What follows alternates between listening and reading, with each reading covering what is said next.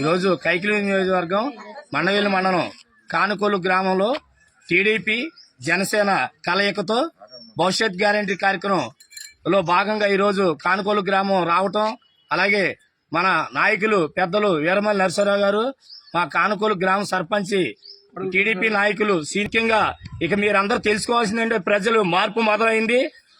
మరి ఫిబ్రవరి 2వ తారీఖున ఎలక్షన్ కోడ్ రాబోతుంది. ఎలక్షన్ కోడ్ వచ్చిన మరుక్షణమే వైఎస్ఆర్ పార్టీ తరఫున నిలబెట్టడానికి ఒక్క క్యాండిడేట్ కాడ ఉన్నాడు.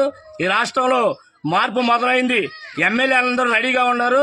ఆల్రెడీ గెలిచిన ఎమ్మెల్సీ 4 సంవత్సరాల పదవులు కాడ వదులుకుని ఈ రోజున ఎమ్మెల్సీ అంటే ఇంకా 5 సంవత్సరాలు ఉంది. అయినా సరే వాళ్ళు చంద్రబాబు నాయుడు గారి మీద నమ్మకంతో ఈ రాష్ట్రాన్ని బాగు చేయాలంటే చంద్రబాబు నాయుడు గారి వల్లే అవుతుందన్న ఉద్దేశంతో 4 సంవత్సరాలు వాళ్ళ పదవి కాలాన్ని కూడా త్యాగం చేసి ఈ రోజున వైఎస్ఆర్ పార్టీ ఎమ్మెల్సీలు అందరూ టీడీపీలో చేరుతున్నారు. అంటే దానికి నిదర్శనం రాబోయేది 2024లో తెలుగుదేశం జనసేన కలయికతో పార్టీ 161 సీట్లు గెలవటం సత్యం. ఇక మీ పార్టీ తరఫున ఒక్క ఎమ్మెల్యే కాడ పోటీ చేయడని ప్రజలందరూ నిర్ణయించుకున్నారు. కనుక మీరెవరూ ఆధారపడవద్దు. ప్రజలందరూ గమనించి రాబోయే రోజుల్లో ఈ రోజున రాజశేఖర రెడ్డి అందరికీ అభిమానమే, నాకు ఇష్టమే. కానీ రాజశేఖర రెడ్డి పాలన వేరు, ఈ జగన్మోహన్ రెడ్డి పాలన వేరు. ఈ జగన్మోహన్ రెడ్డి పాలన దుర్మార్గ పాలన. మనకు తెలిసి ఇంతమంది ముఖ్యమంత్రులు ఎవరు కూడా ఇంత దుర్మార్గ పాలన సాగించలేదు. రామారావు ఇష్టపడిన వాళ్ళు ఉంటారు, అలాగే మరి రాజశేఖర రెడ్డి ఇష్టపడి ఉంటారు. కానీ ఈ సైకో ముఖ్యమంత్రి ఇష్టపడే వాళ్ళు ఎవరూ లేరు.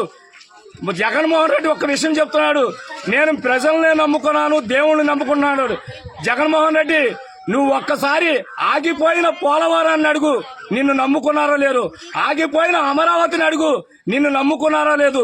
నీవు పెంచిన బ్రాంతి సీసాల రేట్లను అడుగు, నిన్ను నమ్ముకున్నారో లేదు. ఈ రాష్ట్రంలో నీవు పెంచిన కరెంటు బిల్లులను అడుగు, నిన్ను నమ్ముకున్నారో లేదు. నీవు ప్రజల్ని నమ్ముకున్నా, దేవుణ్ణి నమ్ముకున్నా, కానీ ప్రజలు నమ్ముకున్నది ఒక్క చంద్రబాబు నాయుడు గారిని, పవన్ కళ్యాణ్ గారిని. అది గుర్తుపెట్టుకో. ఇక రాబోయే రోజుల్లో నీకు బుద్ధి చెప్పడానికి ఈ రాష్ట్ర ప్రజలందరూ రెడీగా ఉన్నారు. నీ ఓటమి సత్యం. ఆల్రెడీ నువ్వు ఓడిపోతావని నీ నోటితో నువ్వే వచ్చుకున్నావు. నువ్వు నీ తెలివితేటలతో ఎమ్మెల్యేలు మారుతున్నావు. ఎమ్మెల్యేలు మార్చినంత వల్ల నువ్వు గెలవు. అసలు మార్చాల్సింది నిన్ను, నీ పార్టీ నాయకుడిని.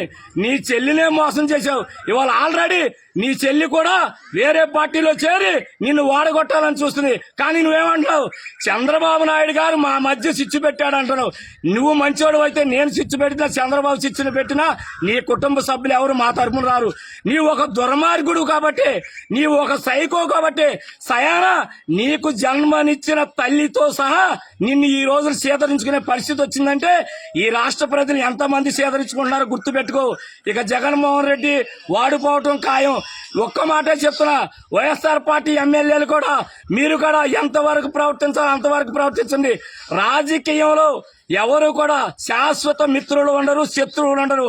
అది గుర్తుపెట్టుకుని గమనిస్తే మన అందరికీ మంచిది. రాబోయే రోజులు మంచి రోజులే. ఇక చంద్రబాబు నాయుడు గారి ప్రభుత్వం రాబోతుంది. ప్రజలందరూ కూడా సుఖ సంతోషాలతో సుఖతూగాలని, ఈ రాష్ట్రం మన పిల్లల భవిష్యత్తు బాగోవాలని కోరుకుంటూ ఈ అవకాశం ఇచ్చినందుకు పెద్దలకు నా ధన్యవాదాలు.